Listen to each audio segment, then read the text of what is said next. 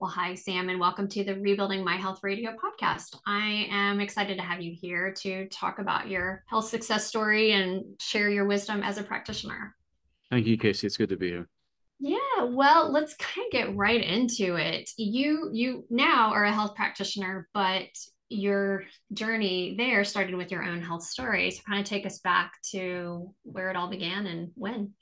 Sure. It started from the very beginning when I started having conscious memories at around age 6. And what happened at age 6 was that my parents went through a nuclear divorce, which me and my sisters were caught in the blast radius. And my parents did not handle the divorce well by any metric.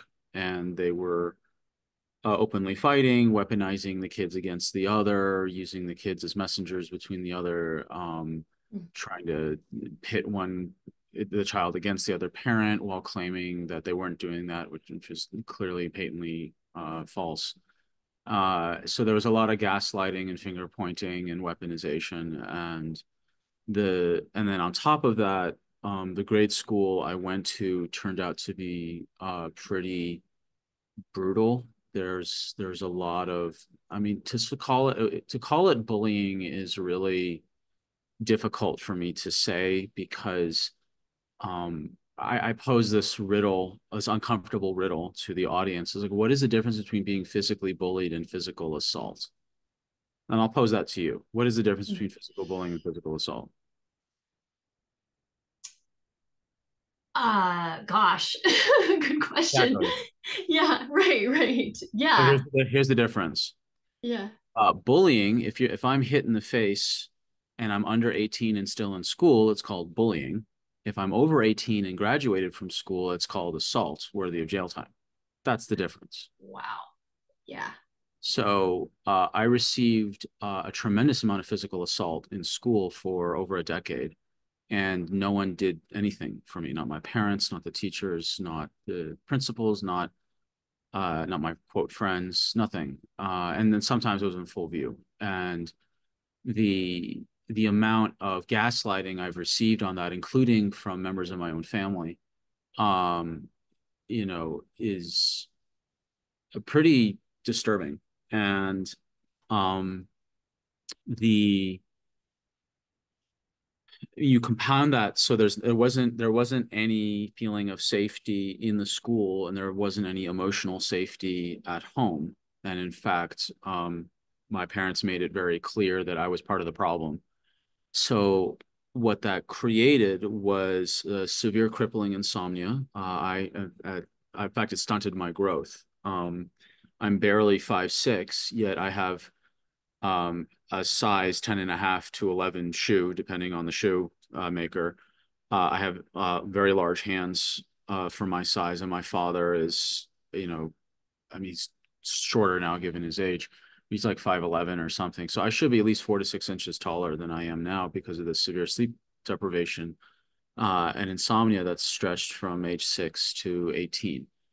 And I mean, that's when you're supposed to grow the most. And that Mhm. had meaningful ramifications because if I am exhausted, stressed out, and a target, and I don't grow, and all the other boys are growing, that makes me more and more and more of a target, and it becomes this positive feedback loop. On top of that, my parents, both being medical doctors, knew absolutely nothing about health in the 80s and 90s, and I was being given SpaghettiOs, box cereals, um, you know, lactate, no fat milk, and just sweets and candy and just garbage Mhm.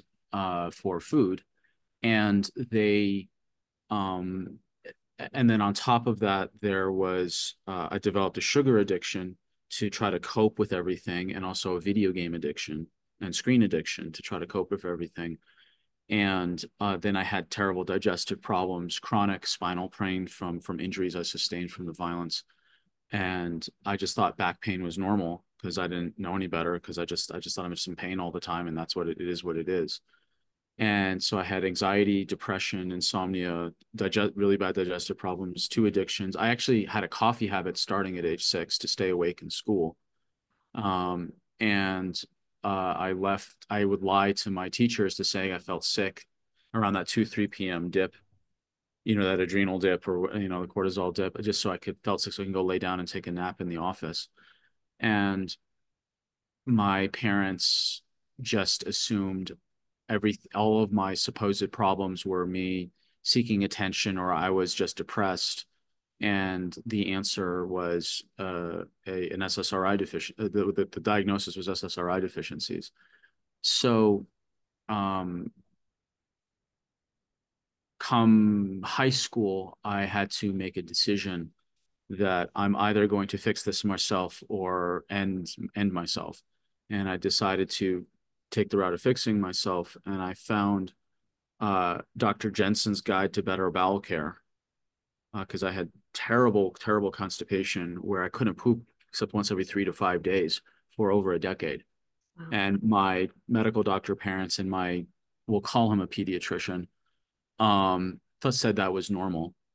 Uh, and obviously that's not. And so you just layer all of these different factors together, and I just, ultimately, if you're surrounded in a system or circumstance that is completely unfair, unjust, or unkind, the only answer is to take on as much personal agency as possible. That's it, Yeah. and you soldier through despite the unkindness, the unjustness, or the unfairness, and you have to take on as much personal agency as you can, and then get out. And leaving is usually there's leaving is usually the best solution to a very bad set of um, circumstances. So, uh, I I found Dr. Jensen's work. Dr. Jensen, unfortunately, most people don't know who he is anymore, but he was considered like the grandfather of natural medicine in the Western Hemisphere, or Westernized naturopathy. And he wrote, I don't know, 60 books, something like that, something something nuts. Like he was a real trailblazer. And then I found a mentor who was a brain gym consultant. Brain gym is a form of mind body kinesiology, uh, belief reframing technology. And she was the one who first taught me that I am not my mind, that thoughts are things that go through and that have just kind of taken up residence in my consciousness and in my body, and that thoughts are not necessarily real. They feel real if they become beliefs. If thought, the difference between a thought and a belief is that a thought is, a vision, a sentence or a visual that goes through your mind. A belief is when it becomes embodied.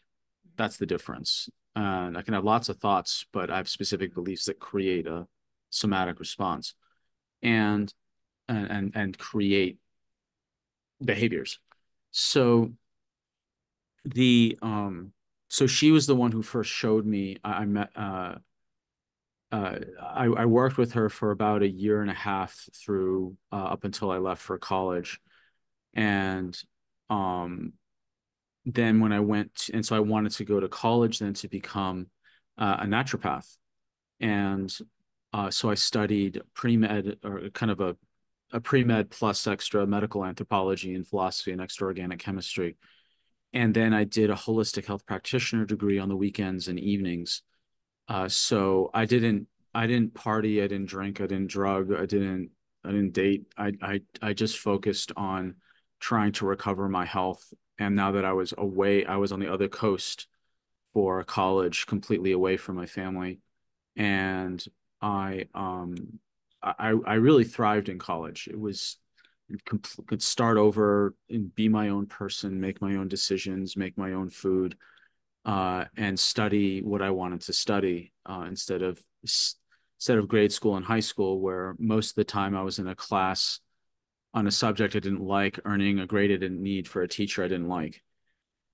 Whereas Yeah. college, you really had agency and you can pick what you wanted. And then I also got into like yoga and breathing techniques and meditation, and that's what helped me.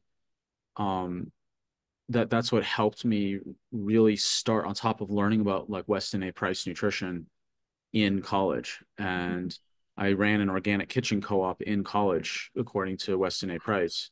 This was back over 20 years ago. In fact, we hosted Sally Fallon in 2001, who wrote Nourishing Traditions, which basically took Dr. Price's anthropological work on diet and made it very practical into a cookbook.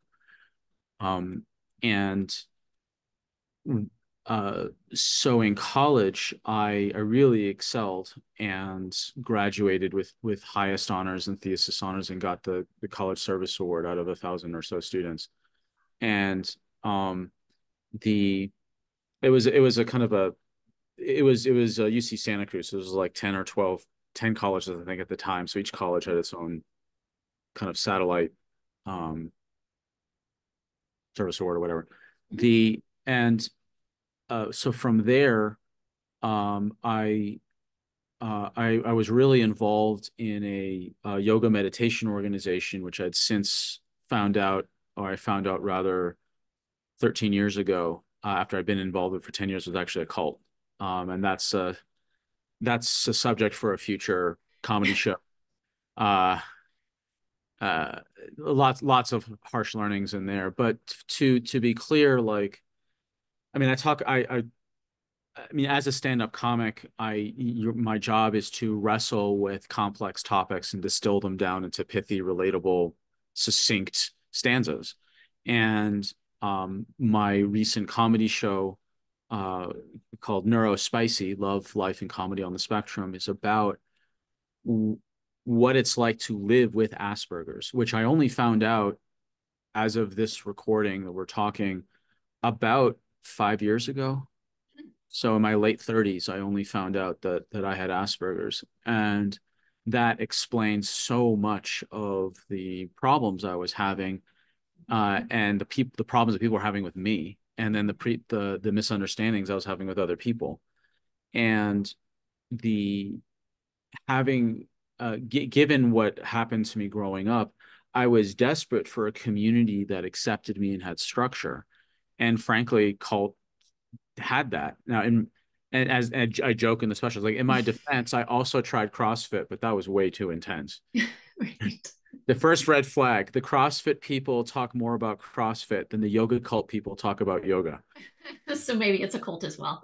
Yeah. No, but we don't want to say that though. Uh, they lean into it. They're fine with it. Yeah, right, They're fine. right. Yeah. Um, so my so after I graduated, I traveled around and did like service work for the cult, sorry, organization after college. And then I went to graduate school, I went to chiropractic school in Texas. And there I also really thrived academically and really got heavy into neurology. And this whole time, I'm like rebuilding my resilience and rebuilding my strength, but I'm still struggling with like, fatigue. And I mean, it was a joke in chiropractic school that I'd be falling asleep during labs between 2 and 3 p.m. And the the whole and just trying to figure out like what's going on.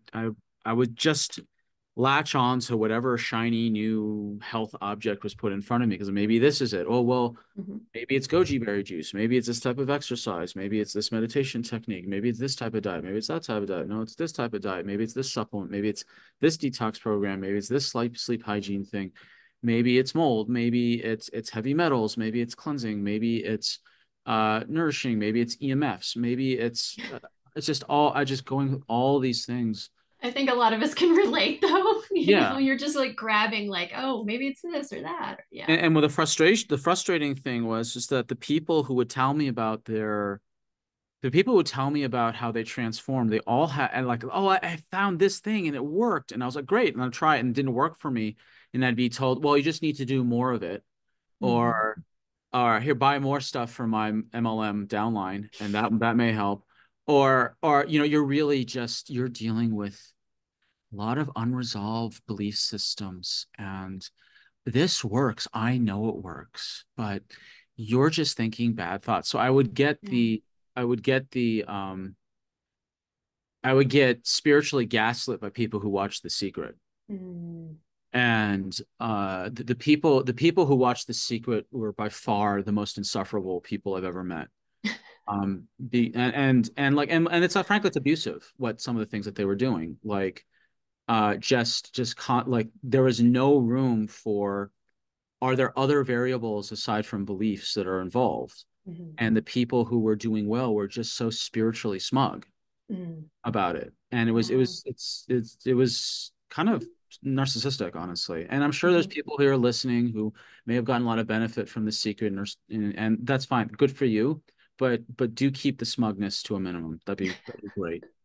Um, and what I what I found was that um the people who had the miracle story, they all had the same narrative. Mhm. It's the exact same narrative. If Mhm. so, I was struggling with this. Mhm. And then I tried all these things, this, and it didn't work until finally I found the thing.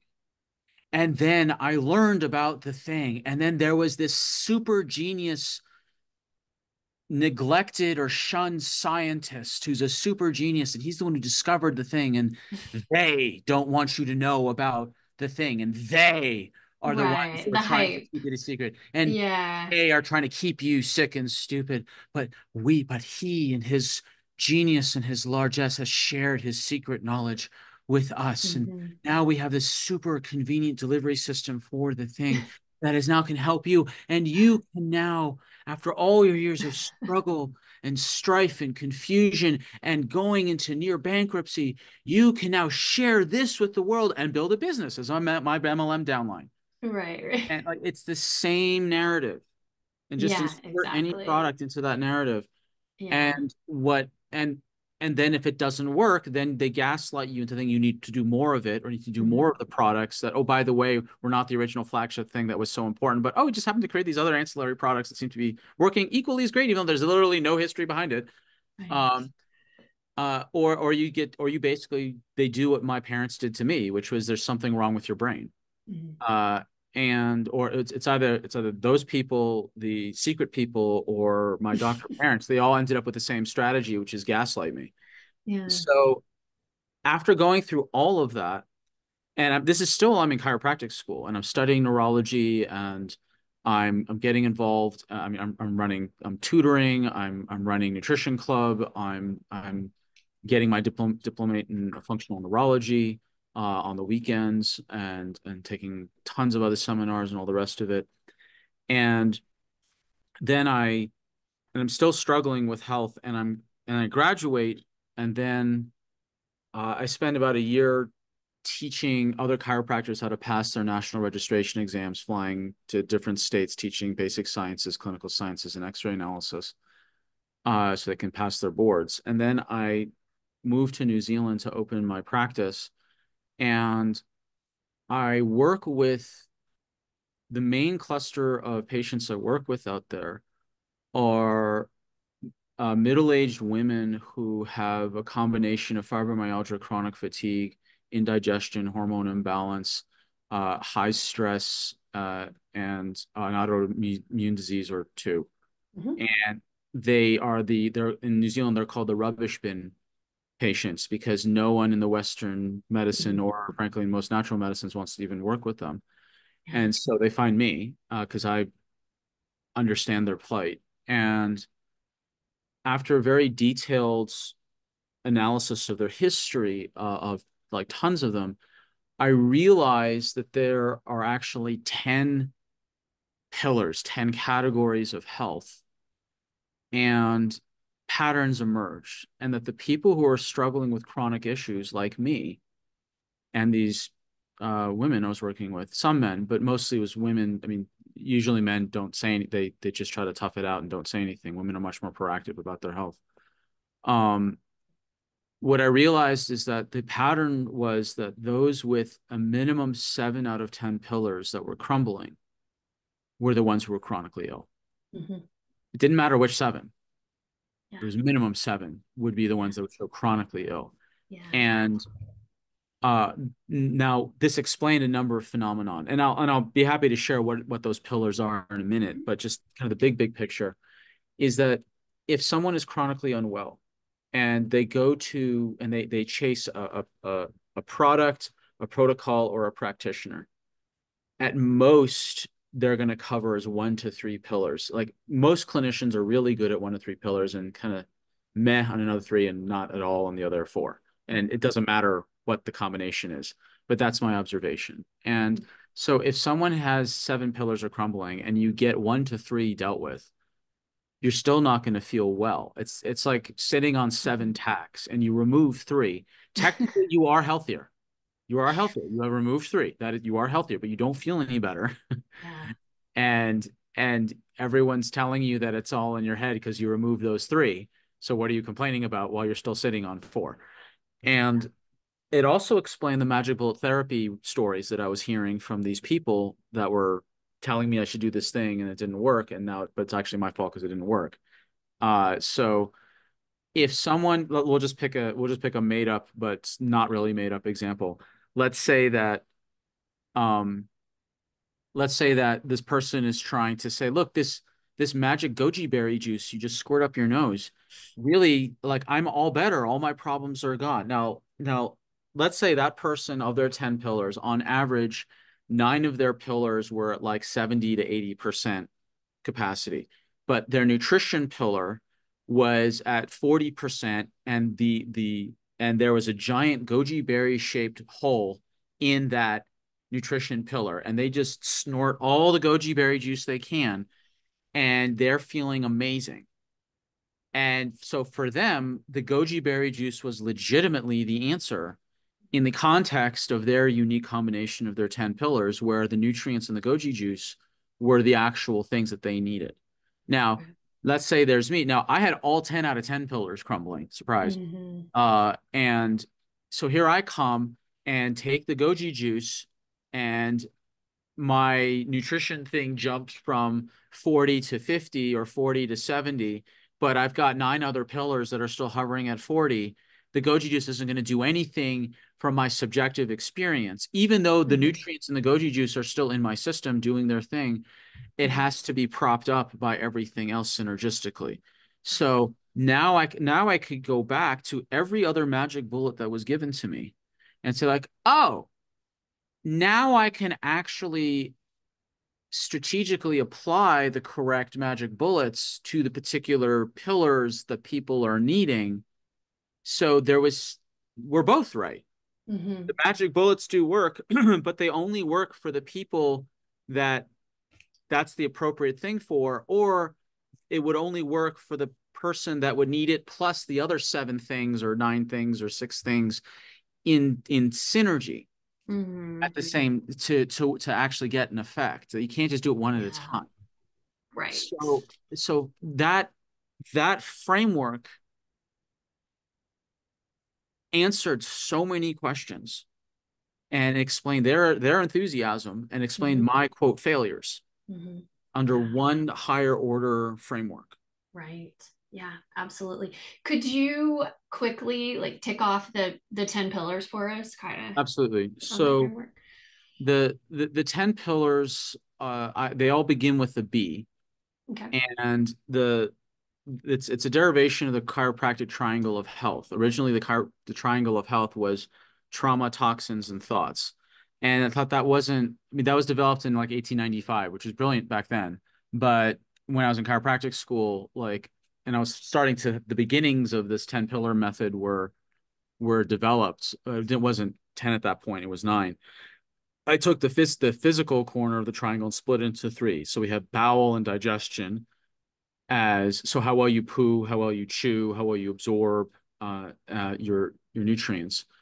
Uh, Pillar number 3 is the physical body. So that's looking at injuries, bad dental work, head trauma, spinal misalignments. Genetics fits in this because twins have literally the same body because they have the same genetics. Burst is a B word for high intensity interval training or exercise. So the physical corner of the triangle split into 3. So you bowel and digestion, the physical body injuries and genetics, and then movement or exercise. Mm-hmm. The first pillar right in the middle is brain. And that's the looking at hormones and brain imbalance. Now, with my functional neurology training, I put brain kind of in the center. And if you want one piece of anatomy that could act as that proxy, it would be the hypothalamus. The hypothalamus would take signals from motion, from proprioception. It would take chemical signals and would take emotional signals. And then it's like the boardroom. It makes the decision: are we under stress or not? And so the brain is in the middle, kind of mediating all of this. Mm-hmm. But you would put hormones in there as well, like adrenals, thyroid, sex hormones, melatonin. Mm-hmm. The next pillar would be biotoxins, and that's uh, toxins. I mean, I kind of cheated with the fifth and sixth pillar. I put bio in front of toxins and bio in front of nutrients to find a B word. Uh, but It works. it works. So biotoxins is self-explanatory. It's heavy metals, it's environmental chemicals, it's preservatives, it's inflammation in general, it's toxins, it's things that weaken the body. Like there's no utility for, say, like glyphosate in the body. It's just has a commercial purpose at our detriment. And then the sixth pillar is bionutrients, and that's nutrition and diet. I mean, this is the most controversial of the pillars because everyone's got six opinions depending on the time of day. And uh this is everything you metabolize for your benefits. So it's not just fatty acids, amino acids, you know, carbs, vitamins, minerals. It's also things like sunlight and oxygen because you also metabolize those. Yeah. So that would Interesting. fit into bionutrients. Then the seventh pillar is breakfast. Now, this is the one that I learned that I put in here when I was in New Zealand, because I worked with a lot of hospital nurses, and I found that hospital nurses, as a work group, were the sickest group of people I've ever worked with Mm-hmm. on average. And that has to do with just the human Tetris that the hospitals play with these nurses in terms of their sleep schedules. So breakfast is actually for routines, breakfast and routine. So like it's your start Mm-hmm. morning and your evening routine. And if your morning and evening routine is so screwed up from being working night shifts in hospitals, your entire health and circadian rhythm is just going to go sideways. Mm-hmm. I also do not agree with the people that say you should skip breakfast and that's a good idea. I think that's a terrible idea, especially for women. Mm-hmm. And you'll notice that the people who are promoting skipping breakfast, they generally fall plus or minus into this one category. They are financially solvent 20s to 40s tech entrepreneur males. Right. Right. Yeah. They are. That's what I've they are. noticed that as well. Yeah. And I'm not sure anyone's like ever summarized it that succinctly, but Mm-hmm. that's who they are. And Yeah. telling other people to do so, and they love it because their cortisol just keeps going up when they wake up in the morning. They just get stuff done, and they just feel like $1 million and they make $1 million and then Fueled they, by coffee. yeah, exactly.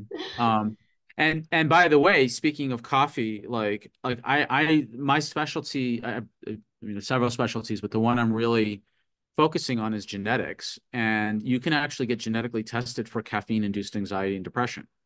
Oh, wow. So there's a percentage of the population like me Mm-hmm. who, when they take coffee, what I'm not feeling is energy. I'm feeling anxiety. Mm-hmm. And now remember, I'm I had with a you. coffee habit starting at age 6. Yeah. Yeah. Yeah. I'm So with you there on that one. Yeah. the idea that coffee is this magic bullet is ridiculous. It's Mm-hmm. great for the people it's great for, and it's terrible for the people it's terrible for. Yeah. So Very true. so breakfast and routines was the seventh pillar. The eighth pillar is bothers, which is the B word for stress. And so that's old trauma, current trauma, financial stress, relational stress, marital stress, social stress, clutter, watching the news of any stripe. It's just stress is a major influence on people's health and well-being. The ninth pillar is bugs, which is, hidden infections, mold, Lyme, gut infections. And the reason why bugs is separate from bowel, because when I do gut tests, you check for parasites and infections, is because there's mold, there's Lyme, there's things that are outside the bowel that are also, little critters that are ruining your body and your life. And the 10th pillar is, of course, bedtime or sleep, quality, duration, depth, and consistency. And that those are the 10 pillars of health. And like I mentioned before, I found 7 out of 10 were what I found as the most reliable pattern for people who had really chronic ongoing issues. And Interesting. now there's 4 of these pillars that can be sledgehammered.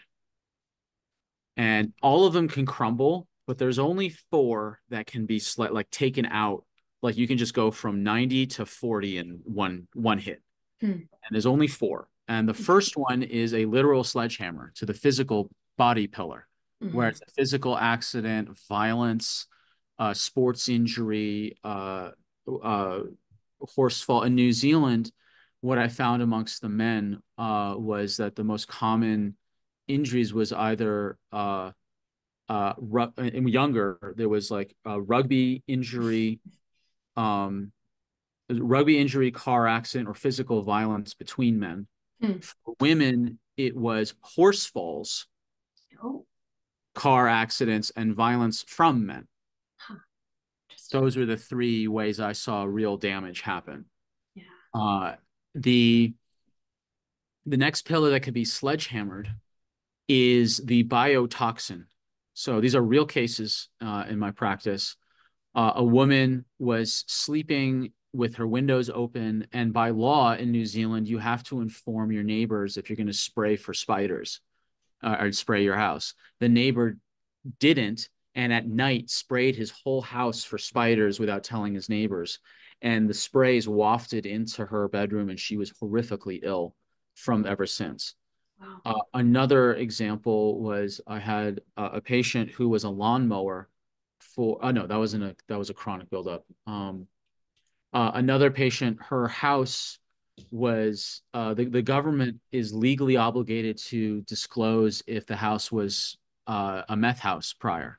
They didn't upon the sale of the house.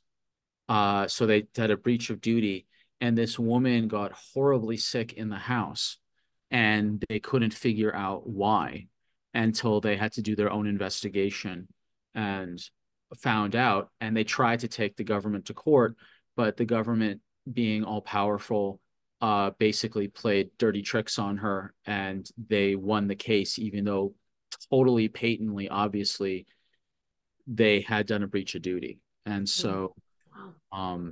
let that be a warning to anyone who's listening. Yeah. So the uh, and I could go on. I mean, there's acute that can be a sledgehammer. Now, obviously, you can have chronic toxicities build up, but you can have a sledgehammer event. Hmm. Right. And the other sledgehammer event can be um, the bothers, the stress pillar. You get Hmm. a divorce letter, you lose your job, a family member dies suddenly, um, some really bad news happens somewhere in the world that meaningfully affects you. That can be a sledgehammer that takes you out, an emotional sledgehammer. And then the last sledgehammer is an infection, like a really bad infection, like an amoeba or a Hmm. bad virus or whatever it might be, Hmm. can sledgehammer your entire system. Hmm. So the 10 pillar model answered so many questions that I was seeing in both my personal experience and then in clinical practice. Hmm. And for anyone listening to this, if you are going to work with any healthcare provider or any type of wellness coach or anything, make sure the person you're working with has a framework. It doesn't have to be Hmm. mine. Hmm. It could be, the triangle of health. It could be the 4 pillars of health. It could be the inverted rhombus of wellness. I don't care. It's just make sure they have a framework Hmm. that they're working with. Because otherwise Hmm. it's kind of like wellness ADD otherwise. Hmm. Right, right. Yeah. I mean, and I think that's important, right? When you first start seeing a new practitioner, like kind of, yeah, what is your model or framework for Correct. approaching this, for it's because it's almost investigative, right? That's been my experience with practitioners.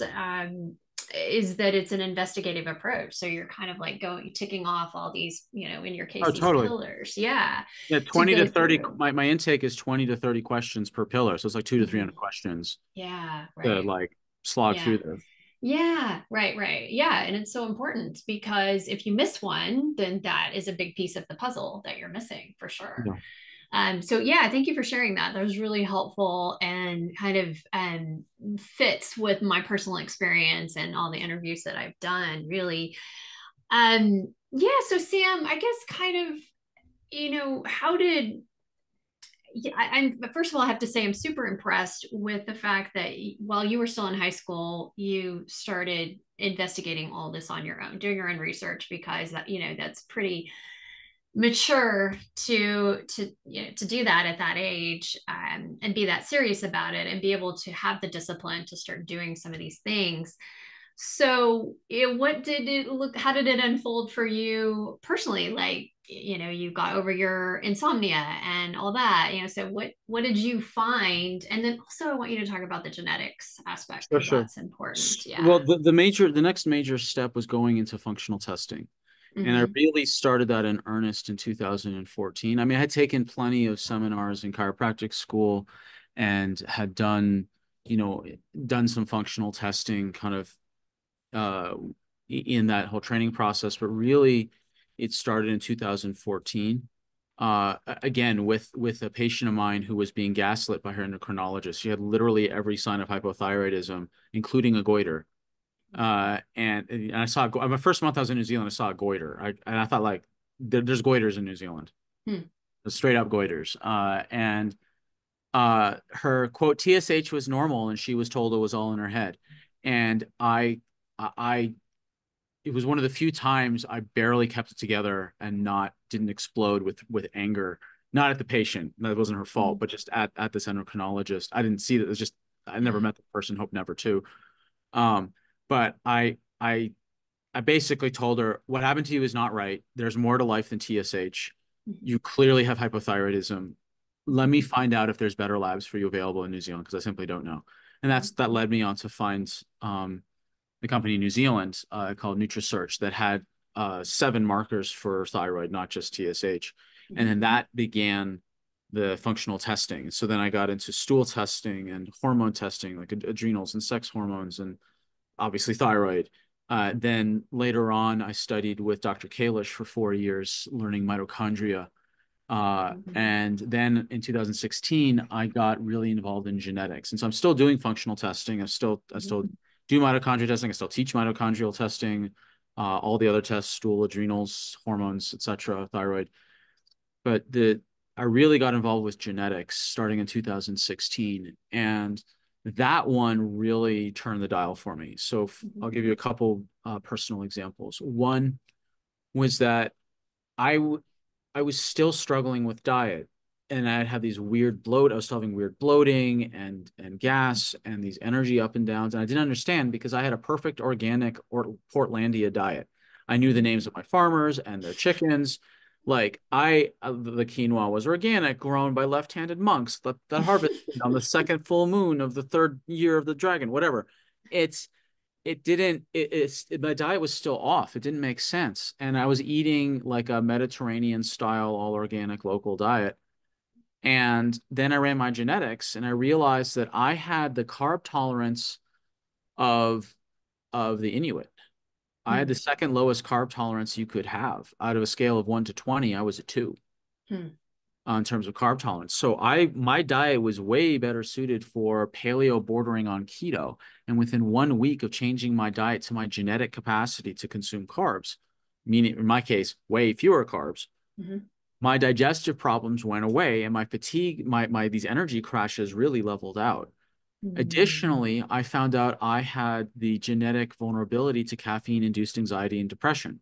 Mhm. I didn't find this out till, you know, that report I didn't think come out till like 2017 or 18.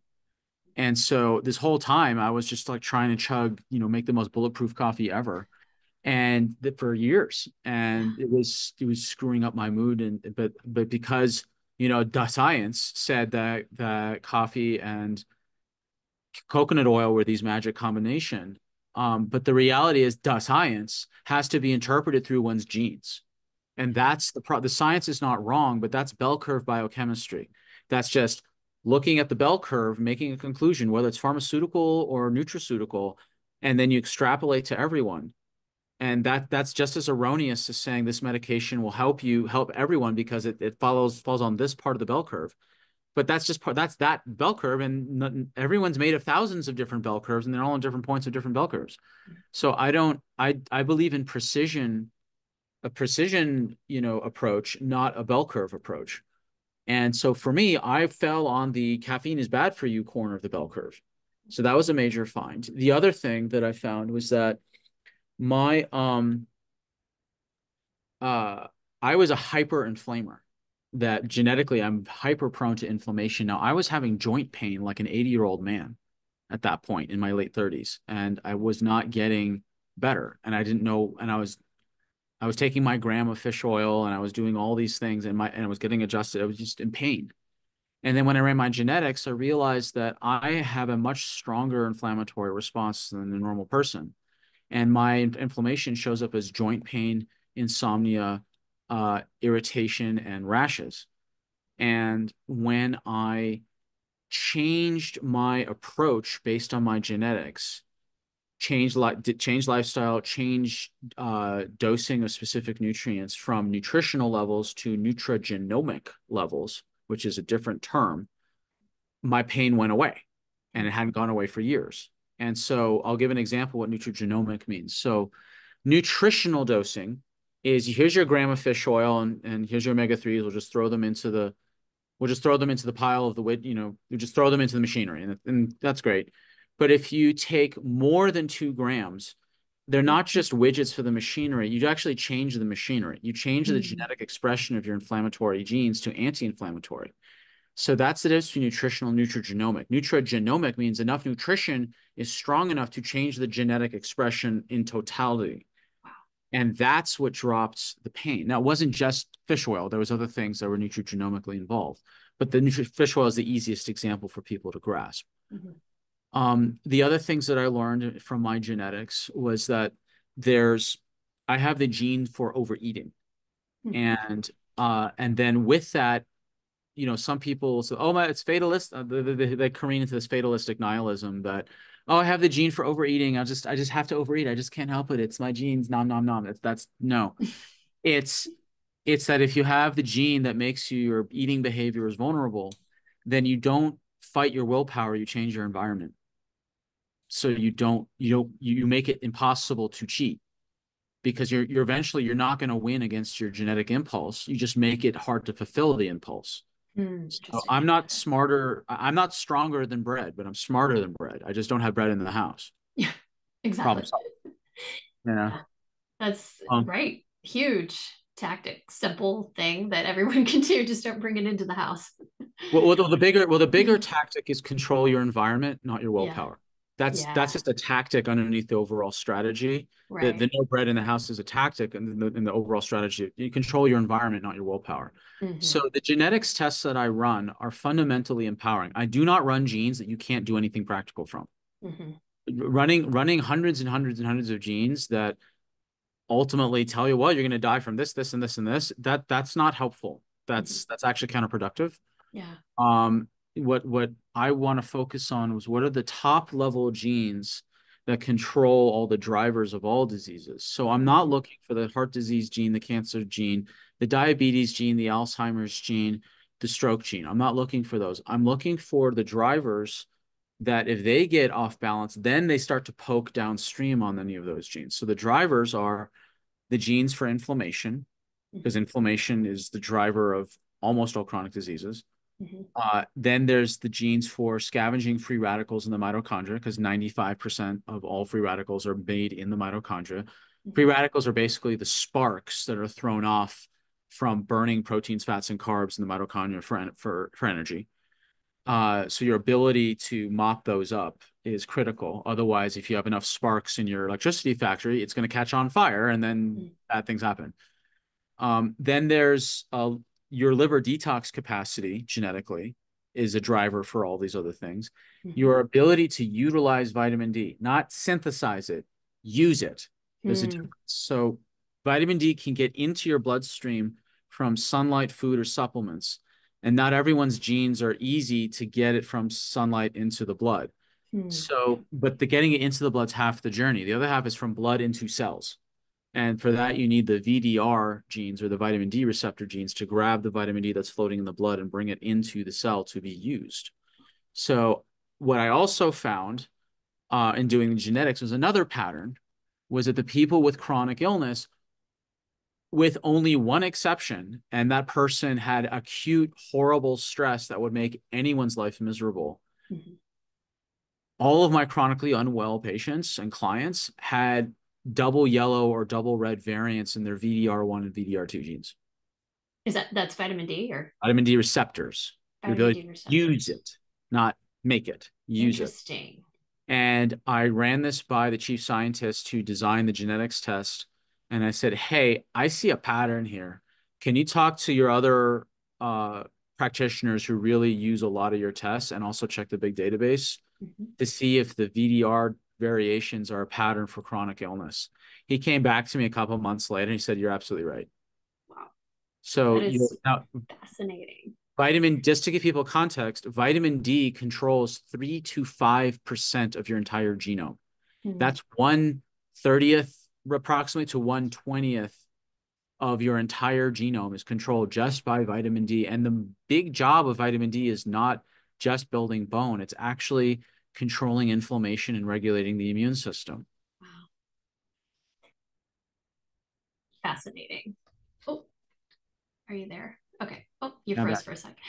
Yeah, oh my gosh, that is fascinating. And I have not heard that before. So, wow, mind blowing. Um, so Sam, people can buy genetic tests at the drugstore, but what is your recommendation? Like, what are the best type, what is the best type of genetic testing out there? So it depends on one's intention. So if Mm-hmm. one wants to find out what percentage Irish one is, then that's one type of test. Right, right. That's not what I do. Yeah, yeah. Our tests for very niche specific genetic variations that are rare but very significant for the people who those are Mm-hmm. rare for, whether it's like Mm-hmm. Huntington's or whatever. There's paternity tests, which is a whole different situation. Um, and then there's tests for diseases that and these are like, oh, well, you have BRCA1, BRCA2, and therefore you should go Angelina Jolie yourself. And then there's the tests that I do, which are looking at those upstream drivers. So I would now, I'm not negating the downstream quote disease genes, but they're downstream. We have to be Mm-hmm. honest when we talk about them. They're Mm-hmm. downstream. Half Mm-hmm. 50% of people, women who have BRCA2 don't get breast cancer. Mm-hmm.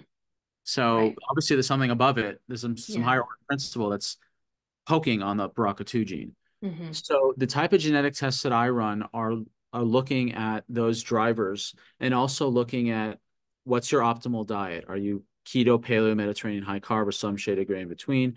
What are Mm-hmm. your genetic food triggers? What's your eating behaviors? Your vitamin D, your realities around vitamin D. There's specific sets of immune genes to additionally look at as well. And now there's also optimal exercise genes and fertility genes as well to Mm-hmm. look at how can you what is the reality for fertility and your exercise? Are you a fast twitch, a slow twitch, an intermediate twitch, Mm-hmm. fiber group, and how do you optimize your exercise that way? So I'm biased. I recommend the genetic tests that I do, and not for lack of looking at the other tests also, but Yeah. there's you really like I think the other methods are valuable, but everyone should be looking for what is the highest level genes that Mm-hmm. influence the most number of processes Mm-hmm. first. Mm-hmm. And then you can go look at these other boutique genes. Mm-hmm. Yeah, yeah, that makes a lot of sense. Yeah, and you need someone smart or yeah, someone with the training to interpret this because I'm sure it's not a complicated picture to look at once it comes back. So Well, to I mean, kind of it is a complicated picture to look back. I mean, yeah, yeah, yeah. Sorry, I'm saying yeah. exactly what you said. Yeah, it is a complicated picture. So yeah, to really interpret all of that and then to understand how it's aligning with the symptoms and the expression, the gene expression and all that. Yeah. So super, super interesting. So Sam, learning all this changed the game for you, it sounds like. Totally. Absolutely, completely turned your own health So around. my own health. So here's a couple of nuances. So uh, I am way healthier than I ever been. I'm barely 5'6", but I'm 155 pounds solid muscle. I'm built like a bulldog, basically, at this point. And And you have a bulldog, don't you? I Or have a Frenchie, yeah. you have So a French so we're perfect for each other.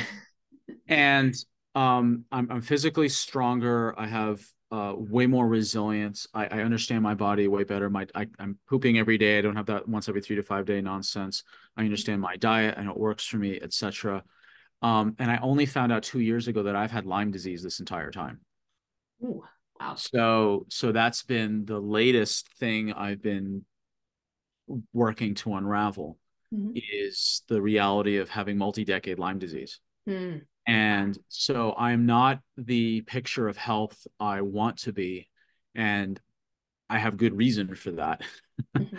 as Yeah. of figuring out 2 years ago. And the reason I got it, and I know I've had it for decades, is because I've had really weird fatigue issues, you know, that weren't just diet related, but and weren't just stress related and just other strange phenomenon going on. And I went to a summer camp in Maine for 9 summers from age like 6 to 14. Mm. And with there's no electricity up there except in a couple buildings. So and I've had these really weird like just weird issues going on ever since I can remember. So I am way stronger and more resilient and healthier than I've ever been, but I'm certainly not there yet where I want to be, Mm-hmm. um, be, because of these other variables that are going on. Mm-hmm. And Yeah. that's just an ongoing journey that I'm continuing to work with. Yeah. Yeah. Which I mean, I think is the case for nearly everybody. Mhm. It's an ongoing journey. You uncover something new, or yeah, something new comes up in your life, something, one of your pillars is hit, or Mhm. whatever, new infections. Yeah, absolutely.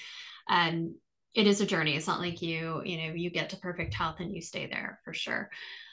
Um, well, Sam, this has been so interesting and fascinating for me.